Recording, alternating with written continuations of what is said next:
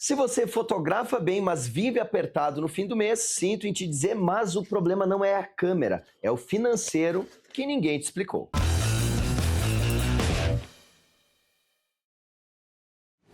Fala galera, sou o Christian da GoImage e hoje em mais um Papo GoImage falando sobre finanças, o nosso processo financeiro. Será que seu processo está em dia? O teu processo está em dia, Eduardo Vanassi? Como é que é o teu financeiro? Tu gosta do financeiro? Eu gosto do financeiro, inclusive tenho um MBA em finanças e economia na GV, né? Só que o grande problema do meu financeiro é o cara que aprova as compras.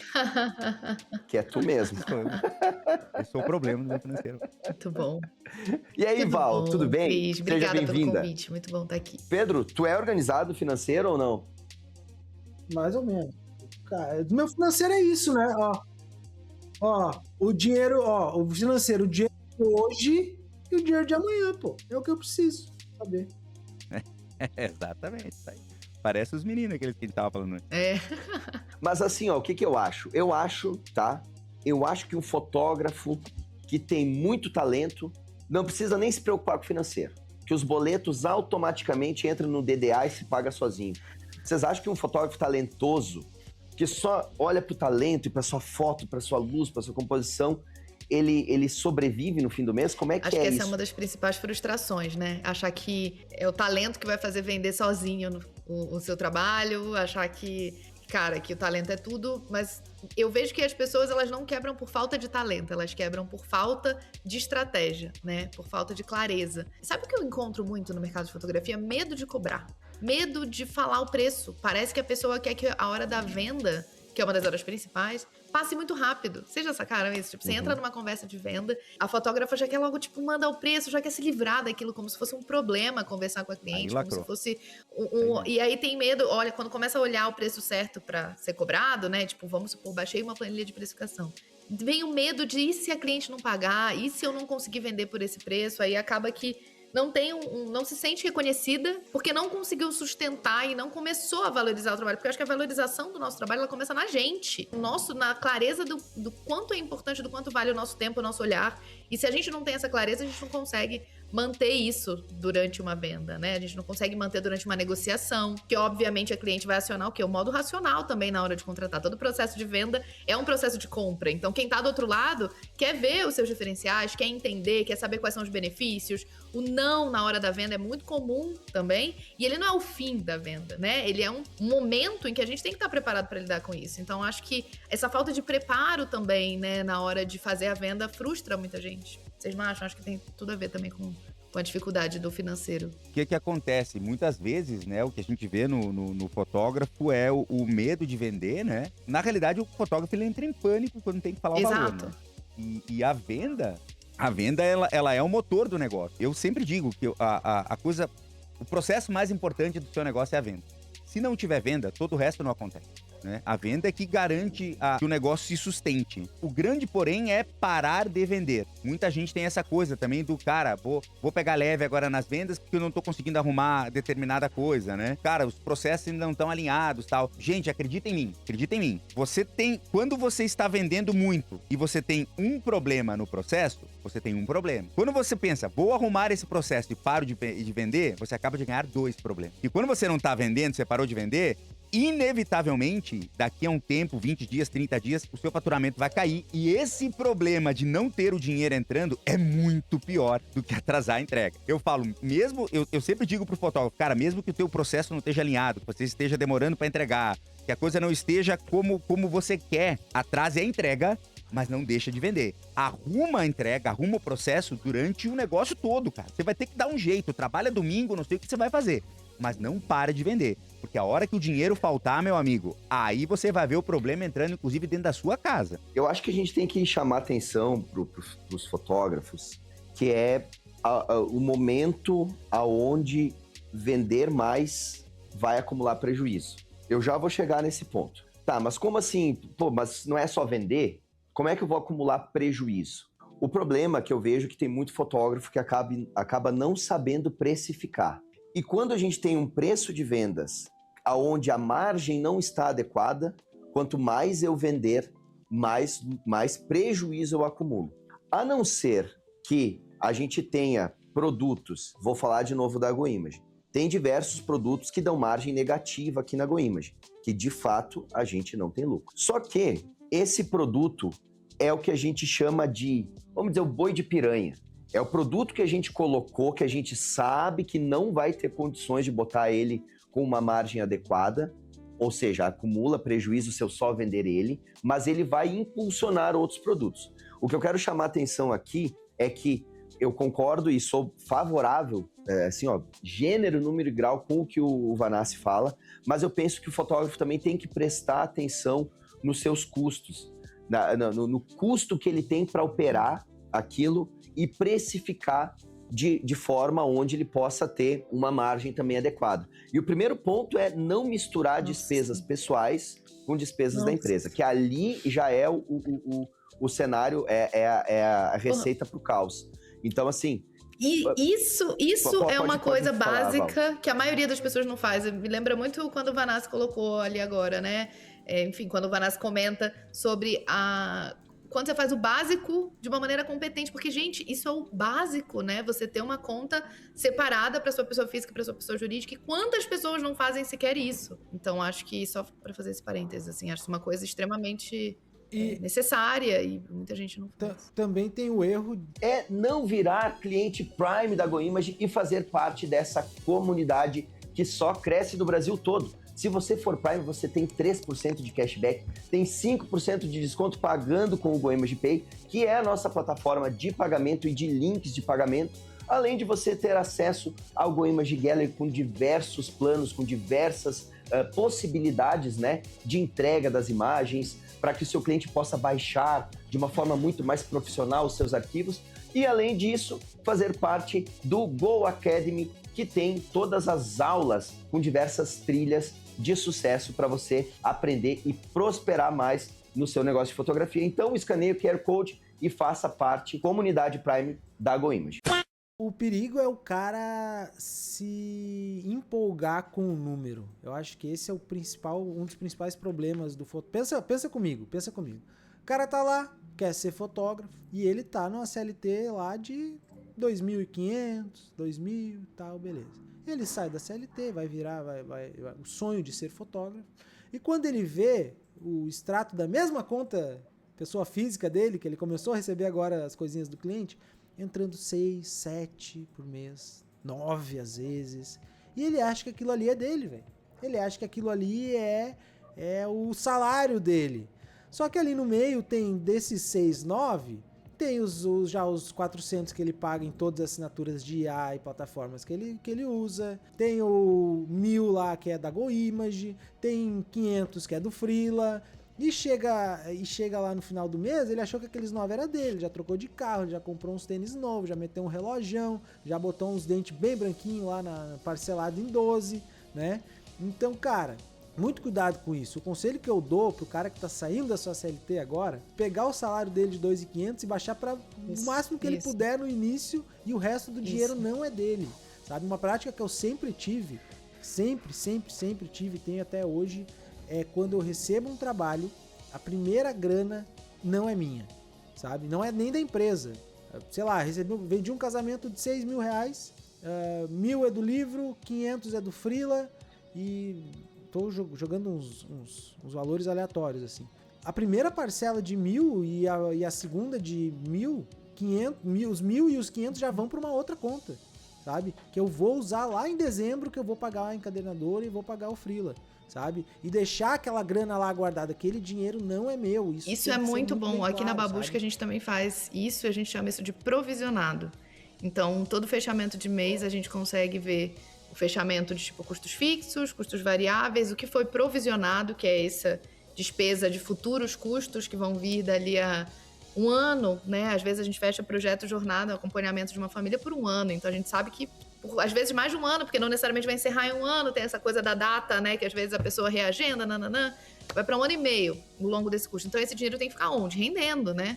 Tem que ficar investido, aplicado, e a gente vai usando ali no dia a dia, organizando caixa. Então acho que tem a coisa da precificação, tem um acompanhamento do financeiro que também é extremamente negligenciado.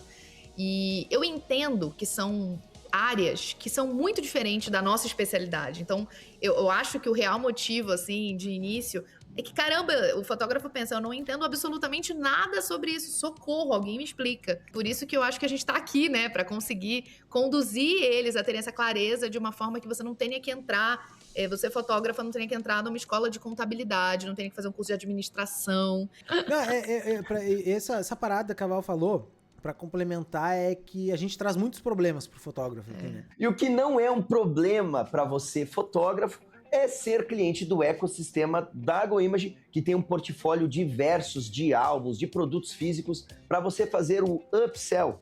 E você vai poder melhorar o seu ticket médio vendendo muito mais produto físico. Acredite em mim, corre lá no Academy, que tem diversas aulas, e você só vai poder ter acesso às aulas do Academy, do GoImage Pay e do Gallery se você entrar e fizer parte do ecossistema da GoImage. Então, acesse o site, faz o seu cadastro e confere tudo que a GoImage tem para oferecer para você. Eu queria fazer uma pergunta para ti, Vanassi, até para que o vídeo também não fique muito longo, mas eu queria, Vanassi, te perguntar se tu consegue botar os principais tópicos de como um fotógrafo pode montar um fluxo de caixa. Como é que ele poderia começar a estruturar isso? Porque do que a Val falou, isso eu chamo de provisionado, né? Então ela tem uma clareza do que é receita, inclusive variável, aliás, o que é uma despesa fixa, o que é uma despesa, né, variável, qual a entrada já previsível de um possível faturamento. Isso dá o que a gente chama aqui na GoImage de fluxo de caixa projetado. O que é importante nisso, assim, pelo menos no ponto de vista da GoImage, é o seguinte: eu sei que na semana 6 eu posso ter um problema de fluxo de caixa. Como que por quê? Porque eu tenho uma previsibilidade de entradas e tenho uma certa projeção de despesas, que é mais fácil projetar a despesa porque elas já estão muitas vezes contratadas. E veja bem, fluxo de caixa é diferente de resultado do mês, tá? Porque uma coisa é o DRE, o que aconteceu no mês. Outra coisa é caixa. Então aqui a gente está falando de caixa para não faltar dinheiro no caixa, né? E a gente chama isso de fluxo de caixa projetado. Mas eu sei que na semana 6 do mês 5 vai faltar dinheiro. O que é a ação que eu tenho que fazer antes do que aconteça? Opa, o comercial vai ter que dar uma intensificada, eu tenho que lançar uma promoção, porque eu preciso botar dinheiro para dentro do meu caixa. Só que isso é só possível agir se eu tiver um fluxo de caixa projetado. E aí eu pergunto para ti, Vanassi, o que é o passo básico para o fotógrafo que não precisa ter toda essa estrutura? O que ele tem que fazer? 5 passos, 3 passos, 8 passos para montar um fluxo de caixa para ele não se perder nas contas? Cara, primeiro passo é o seguinte: 2 contas. Você vai abrir 2 contas do seu banco de preferência aí, vai abrir 2 contas. Uma onde você vai fazer as suas coisas de pessoa física, outra que você vai fazer das suas coisas de pessoa jurídica, certo? Então você vai movimentar uma coisa, até porque, né, do jeito que anda a Receita Federal, é bom que você organize isso mesmo. Então o primeiro passo é esse. O segundo passo é você entender o que é um custo fixo e uma despesa variável. Eu vou melhorar isso para você. Custo fixo é tudo aquilo que eu pago mesmo se eu não trabalhar. Ah, mas a luz, se eu trabalhar mais, eu pago mais, não tem problema. Isso é custo fixo. Se eu não trabalhar, eu pago? Isso é custo fixo. Então você vai montar na sua planilhazinha lá, custos fixos. E você vai colocar tudo que você paga todos os meses e você vai projetar aquilo. Sempre arredonde para mais. Ah, é entre 90 e 110, 120. É entre 300 e 500, 550. Então arredonda em uns 10, 15% sempre para mais, para você fazer uma projeção conservadora do seu custo fixo. A sua despesa variável, ela vai obviamente variar em cima do quanto você trabalhar. O que você vai fazer é o seguinte: você vai olhar para o seu mês, a maneira mais simples, você vai olhar para o seu mês anterior, certo? E você vai ver quanto eu gastei aqui de despesa variável. Ah, foi 3.500, um exemplo, certo? O que você vai fazer com esse número? Existem várias maneiras de você projetar o quanto você vai custar no mês que vem.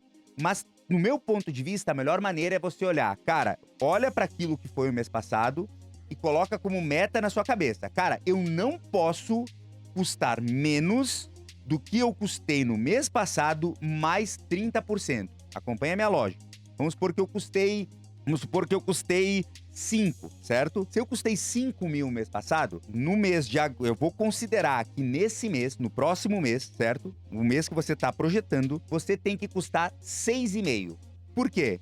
Porque você, depois que você projetou, cara, eu vou custar 6,5, você já está contando com uma despesa. O seu custo fixo já está projetado e a sua despesa variável já está pensada para em média 20 ou 30% a mais do que você custou mês passado. Agora, meu amigo, que você já fez a projeção, você não precisa destrinchar item por item. Num primeiro momento, não precisa. Você só olha pro global da despesa.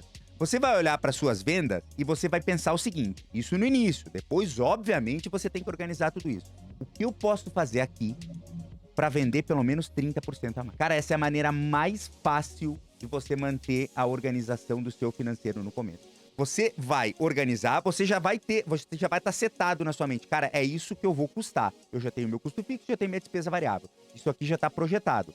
Agora o meu esforço total e absoluto será em vender 30% a mais, pelo menos. Você entende o que eu tô falando? Se você vender 50% a mais, e o teu custo fixo não for 30%, for 50% mais alto, você não vai estar tão deslocado, você não vai ter aquele descompasso no fluxo de caixa que o Cris falou, para quebrar de tanto vender. Aí, quando você for projetar o próximo mês, você vai olhar, porra, vendi 50% a mais. Você já vai projetar aquele 50 mais 30. Então, num primeiro momento, quando você ainda não tem bem a noção, você não consegue controlar, você faz em cima de média mais 30, média mais 30, média passada mais 30, média passada mais 30. Essa fórmula, cara, essa fórmula eu lembro que eu aprendi no primeiro semestre de faculdade, cara. E eu levei dessa maneira por anos, até eu conseguir ter realmente estruturado o meu custo, minha despesa variável. E tem um outro detalhe, cara, que já que a gente falou sobre isso, quando a gente fala de precificação, o fotógrafo fica muito na dúvida. Cara, como eu faço pra precificar tal? Eu preciso ter acesso a todos os meus custos direitinho tal. Cara, o ideal seria. Muitas vezes você vai demorar anos pra conseguir ter o teu custo todo na ponta do lápis tal. Tem fotógrafo que tem uma dificuldade absurda. Mas vamos pensar no seguinte, tá? Se você está num mercado maduro, quando eu falo um mercado maduro, é um mercado que já tem muitos concorrentes tal, você precisa pensar no seguinte, você precisa saber quanto os outros estão cobrando. É sua obrigação saber quanto os outros estão cobrando, quanto o mercado está cobrando. Enquanto você ainda não tem uma PUV, uma proposta única de valor muito grande, quando você tem uma PUV extremamente diferenciada, quando você é um cara que é nítido que as fotos são suas, aí você descola do preço dos outros. Num primeiro momento, quando não fica claro, né, o teu diferencial, você tem que pensar em, eu preciso... Num primeiro momento, enquanto eu não tenho noção nenhuma, pelo menos alinhar com a concorrência. Porque eu vejo muito fotógrafo que cobra metade, 60% menos que a concorrência, porque não faz nem ideia de quando o mercado cobra.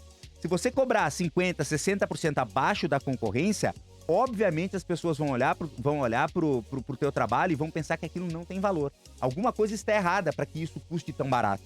Então você não tem noção nenhuma, pelo menos saiba quanto o mercado cobra e a fórmula é essa. Você está começando é meses de trabalho, 20% no máximo abaixo da média. No máximo 20%. Você já está estabilizado, já está no mercado, ainda não entendeu o teu diferencial, 10 a 15% acima da média. Você já entendeu o seu diferencial? Aí você vai calcular realmente o preço, o céu é o limite. Mas tenha pelo menos esse bom senso na hora de fazer a precificação, né? Eu vou pegar um exemplo.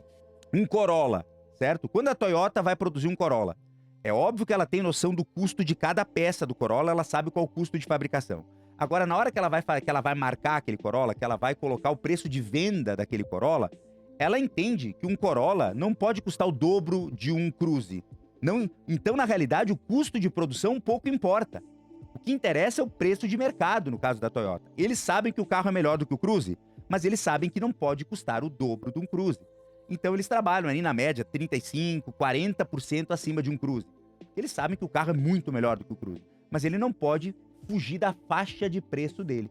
Então tenha noção disso e trabalhe o quanto antes para que o seu trabalho vire um Corolla, vire uma Lamborghini, vire uma Maserati, porque aí o céu é o limite enquanto você pode cobrar. E uma dica que eu vou dar para você, fotógrafo, é deixar o like aqui no canal do YouTube da GoImage, que está crescendo. Então se inscreve no canal, deixa o seu like e ajude a gente a trazer cada vez mais papos muito interessantes como esse que você está acompanhando. Bom, são diversos vídeos que a gente tem aqui no canal, desde planejamento, financeiro, enfim, são N possibilidades aí para você adquirir conhecimento, né? E fazer com que você prospere mais e pegar só um pedacinho, pelo menos, de cada vídeo e colocar no seu dia a dia. Então deixa o seu like, coloca o seu comentário e se inscreve no canal do YouTube da GoImage. Eu acho que, para a gente ir finalizando, a gente podia falar um pouquinho sobre uma reserva de emergência, que eu acho que é uma coisa que a maioria dos fotógrafos acabam não colocando isso, né? Uma das coisas que eu faria, quer ver uma coisa que a gente fez? Nós, vários anos atrás, para todo o final de ano, sempre é um caos normalmente para as empresas. Por quê? Porque aí a gente está falando de 13º e férias. E a maioria das empresas que não tem um fluxo de caixa muito estruturado, acaba fazendo o quê? Recorre ao banco porque não tem caixa suficiente para pegar e fazer o pagamento de 13º. A gente entendeu que toda vez que a gente vai fazer a projeção do fluxo de caixa, a gente tem um valor reservado para que quando chegue lá, tem uma proporcionalidade, né, mensal, que a gente reserva isso, né, para que quando chegue lá no final do ano, a gente possa fazer o pagamento de 13º e férias sem sangrar o caixa. Né? Isso é uma das coisas também que eu incluiria aí, para quem tem funcionário, eventualmente, nessa receitinha de bolo que o Vanassi falou, porque eu acho que isso é uma coisa bem importante para que quem tem essa empresa registrada possa não passar por apertos. Obviamente que eu também entendo, né, que tem o Natal, e o Natal é uma coisa que para o fotógrafo é muito promissora. Então, assim, ele diz, mas eu tenho o Natal, vou fazer um Natalzinho aqui, já vai aumentar. Mas você não precisa passar por isso. Você pode pegar e ter uma reserva, né, que você pode colocar mensalmente ali, para que você possa, não só a título de 13º e férias, mas também ter uma reserva para uma troca de equipamento. Então, tudo isso no início do ano, pelo menos na GoImage, não é nem no início, tá? Em todo mês de outubro a gente faz o planejamento estratégico, e é onde a gente define uma base orçamentária, que é onde cada área aqui da GoImage pode gastar. Inclusive a minha, nesse mês, eu estourei por conta desse estúdio lindão que a gente montou aqui, mas agora isso eu só dou uma reduzida nos outros meses, porque a gente tem que ficar dentro do orçamento. Exatamente. Só que isso só tem essa clareza porque a gente tem isso tudo, vamos dizer assim, documentado, né? Então, minha sugestão para o fotógrafo é que ele comece a pensar em guardar um percentual da sua receita como uma reserva de emergência. Val, tu tem alguma sugestão nesse sentido para a gente finalizar e poder dar essas dicas aí para os nossos Eu achei ótima essa sua sugestão de ir organizando mês a mês, né, de uma forma que fique confortável ali. Eu acho que, como você falou, isso só é possível na Go porque vocês têm clareza, né, tem dados que vão trazer essa clareza mesmo, né, para o negócio, para a saúde do negócio. Eu acho que para o fotógrafo a primeira dica seria se munir desses dados, se munir dessa clareza em relação ao faturamento, à oscilação, porque de fato a fotografia, a gente passa por isso assim no nosso dia a dia na Babusca, acho que todos passam, tem uma flutuação, dificilmente você vai ter X igualzinho todos os meses, como se você fosse funcionário público, por exemplo, cair na sua conta. Então, sim, existem momentos de mais venda, de menos venda. Claro que com o tempo você consegue, com as suas ações, com a repetição dessas ações, você consegue ter uma previsibilidade, pelo menos um mínimo do que vai vir, reabordando clientes, entendendo o ciclo de compra. Mas eu acho fundamental para nós, que pelo menos é inegociável, ter 3 a 6 meses de operação separados rendendo. Então, como a gente também tem clareza nítida dos nossos custos fixos, né? Além do provisionado, que está separado, esse daí a gente já falou, mas a reserva ali de 3 a 6 meses para os custos fixos. E aí, o que eu incluo nesse custo fixo para me trazer paz? O meu salário, o meu prolabore, o prolabore da minha sócia. Porque a gente decidiu se pagar dessa forma. Hoje, quando a gente vai ensinar precificação, a gente mostra que existem basicamente 2 caminhos para o fotógrafo se pagar pelo trabalho que ele prestou para o negócio dele. Um seria o prolabore, o outro seria um cachês. Então, ele consegue ter a clareza de quantos cachês ele vai ganhar. Eu editei aquele trabalho? Beleza, eu ganho tanto. Eu cliquei aquele trabalho? Beleza, eu ganho tanto. E quando ele precisar terceirizar para alguém um trabalho que, caso ele não possa ir, ele vai ter clareza também de qual foi o cachê precificado, né? Então, isso é um caminho. No caso, a gente opta aqui, eu e minha sócia, né? Como a gente não faz os trabalhos de fotografia mais, a gente recebe um prolabore do nosso negócio. Então, o nosso prolabore está dentro dessa conta, assim como também o prolabore das pessoas que trabalham pra gente. Então, essa operação garantida pelos próximos 3 a 6 meses ali rendendo é uma paz, assim. Então, né, a gente não pensa em lucro antes de pensar nessa reserva, sabe? Acho que isso também ajuda bastante. E aí o lucro é mais adiante. Sim, tudo passo a passo, né? Bom, de toda forma, né, se você tá com esse tema aí batendo na sua cabeça, se a gente colocou uma pulga atrás da orelha, é porque esse tema é urgente. Então, olhe para isso, né? Tenha clareza do seu financeiro, tenha clareza dos seus custos, da precificação, que tudo vai ficar muito mais fácil, né, na gestão do seu negócio. Claro que isso é do jeito que a gente acredita, né? Mas se você concorda ou não concorda, coloque aí os comentários, que isso vai nos ajudar, inclusive a trazer novos temas, abordando aí diversas possibilidades. Então, confere os próximos vídeos, sempre vai ter vídeo relacionado aqui, e esse foi mais um Papo GoImage. Nos vemos na próxima.